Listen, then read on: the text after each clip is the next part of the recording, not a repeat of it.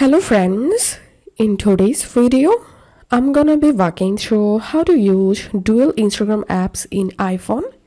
To use dual Instagram apps, we need to install a third-party application. To do that, open your App Store and search here, copy app. Tap on these dual accounts and you have to install this app on your iPhone. Then tap on open. Tap on this plus icon and select here Instagram and tap on this done icon at the top right and give here your Instagram username.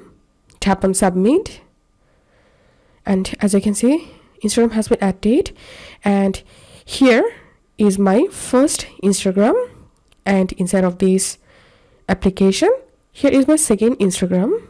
So all you have to need, just tap on this Instagram and you have to log in into your Instagram account, and that's how you'll be able to use dual Instagram apps in iPhone. If this video helped you, give a thumbs up and please consider a subscribe to 5-minute solution. Thank you for watching.